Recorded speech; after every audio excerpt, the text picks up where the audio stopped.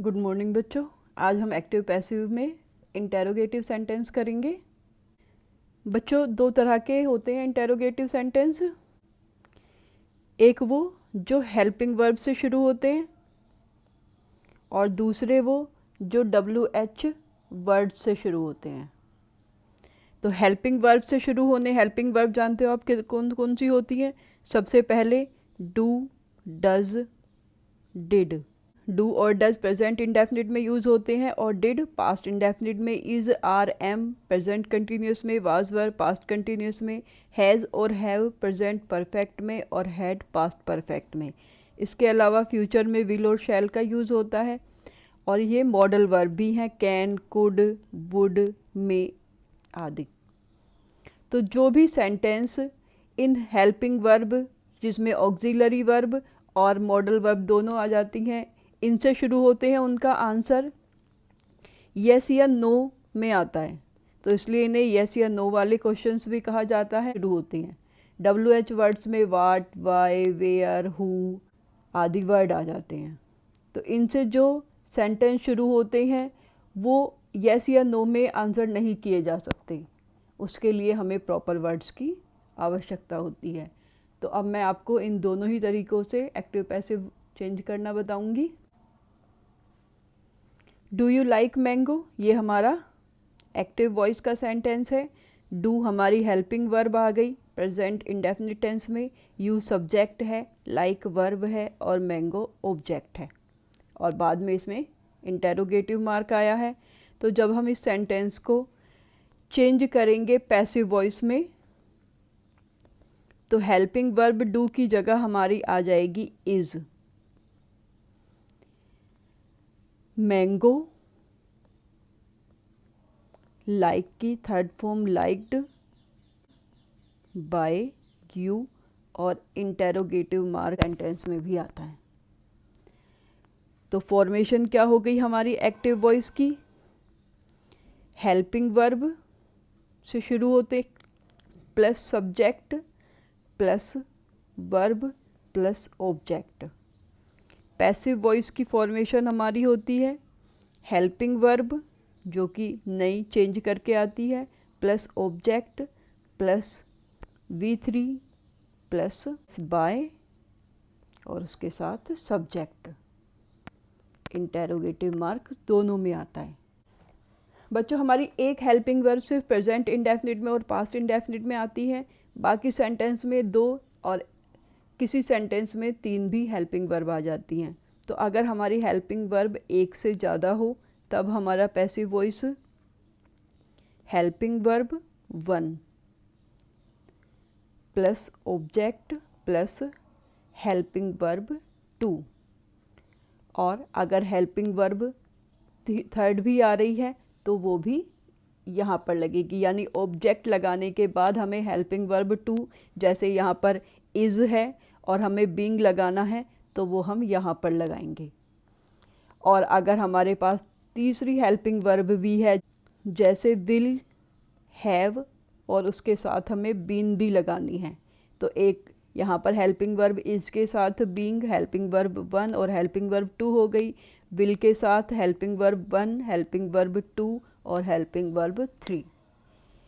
और उसके बाद हमें वर्ब की थर्ड फॉर्म लगानी होती है, यानी सबसे पहले हेल्पिंग वर्ब फर्स्ट आएगी, अगर एक है तो वही आ जाती है, दो है तो पहली ऑब्जेक्ट से पहले और दूसरी ऑब्जेक्ट के बाद। और अगर हमारे पास तीन हेल्पिंग वर्ब हैं तो एक हेल्पिंग वर्ब ऑब्जेक्ट से पहले और दूसरी हेल्पिंग वर्ब ऑब्जेक्ट के बाद, और तीन है तो एक ऑब्जेक्ट से पहले और दो ऑब्जेक्ट के बाद आएंगी। ठीक है बच्चों, ये फॉर्मेशन आपको हमेशा याद रखना है। और हेल्पिंग वर्ब चेंज करने के नियम वही होते हैं जो हमारे असर्टिव या सिंपल सेंटेंस में होते हैं। अब मैं आपको एक सेंटेंस करके बताती हूँ। Are you cooking food tonight, ये हमारी एक्टिव वॉइस है। पैसिव वॉइस बनाने के लिए फूड हमारा ऑब्जेक्ट है तो यहाँ पर इज़, फूड दूसरी हेल्पिंग वर्ब बीइंग, कुक की third form cooked, by you tonight. Tonight adverb है जो कि बाय से पहले भी आ सकता है और यू के बाद भी आ सकता है। इंटेरोगेटिव मार्क, ये हमारी पैसिव वॉइस है। तो is food being cooked by you. Had he finished his work, past perfect का एग्जाम्पल है। यहाँ पर हिज वर्क ऑब्जेक्ट है, हैड हेल्पिंग वर्ब है। पैसिव बनाने के लिए had his work, second helping verb been, finished by him.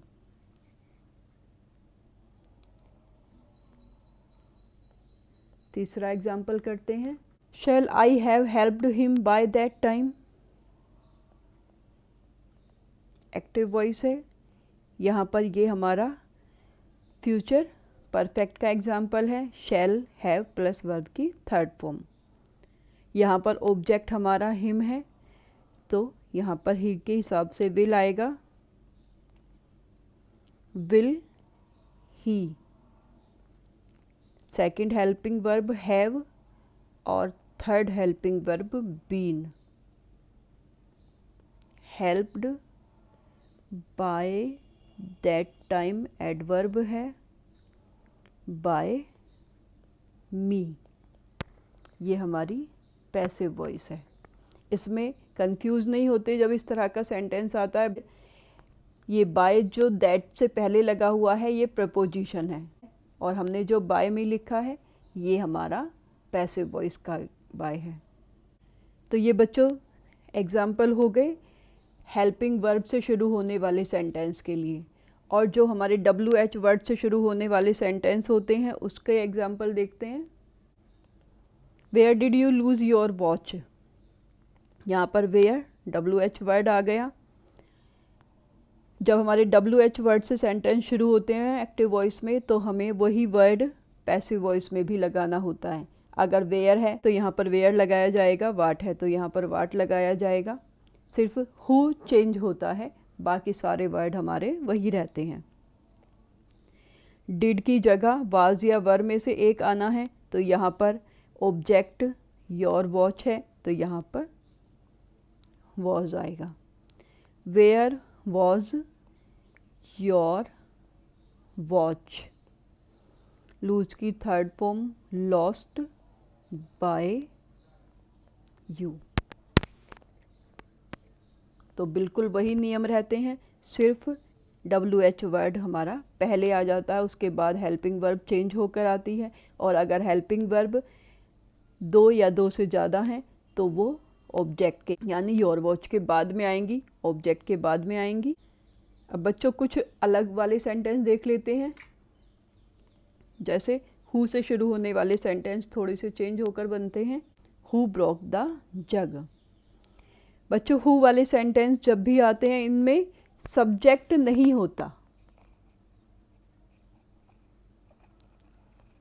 Know subject, उसी के लिए हु वर्ड यूज़ होता है। तो जब हम इसे पैसिव वॉइस में चेंज करते हैं सबसे पहले बाय हुम, क्योंकि हमारे पास सब्जेक्ट नहीं है तो हु यहाँ पर हमारा सब्जेक्ट है, जो कि जैसे हम ही का हिम बनाते हैं यहाँ पर हु का हुम बनाया है, और बाय भी उसी से पहले लगाया है। क्योंकि हम WH वर्ड जो क्वेश्चन वर्ड होते हैं उन्हें पीछे नहीं ले जा सकते बाय के बाद, इसलिए हम बाय को ही पहले ले आते हैं। बाय हुम, इसके बाद हेल्पिंग वर्ब आती है। यहाँ पर क्योंकि ये पास्ट इंडेफिनिट टेंस का है तो यहाँ पर वाज आया है।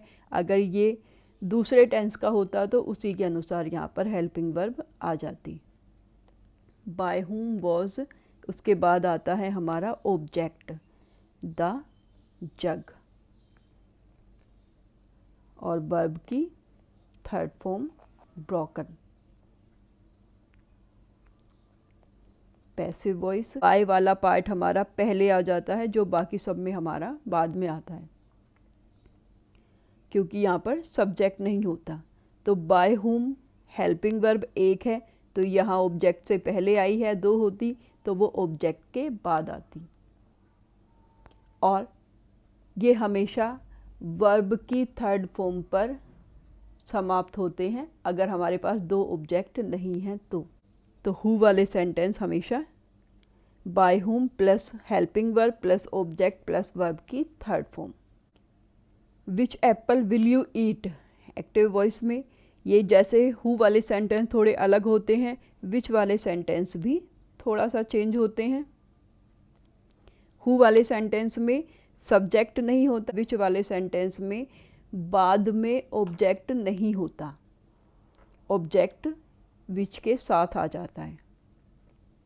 तो विच सेंटेंस, तो जिन सेंटेंस में विच आ रहा होता है वहाँ पर हम शुरू तो विच से ही करते हैं क्योंकि विच हमारा WH वर्ड है, लेकिन एप्पल इसके साथ ही आएगा।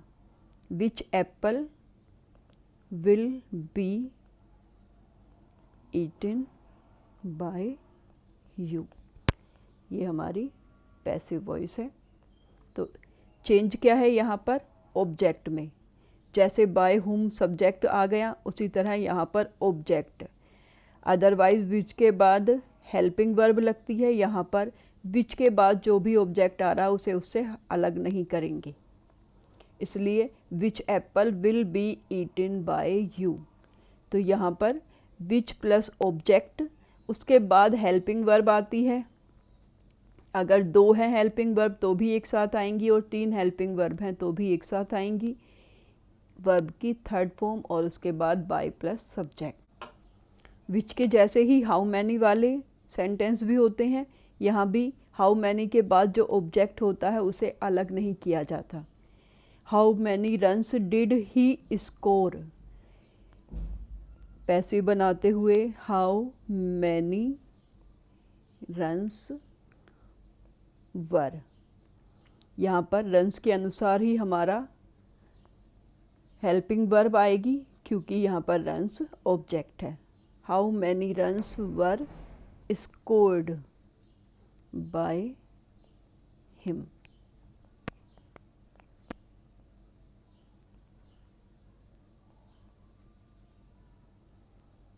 ठीक है बच्चों।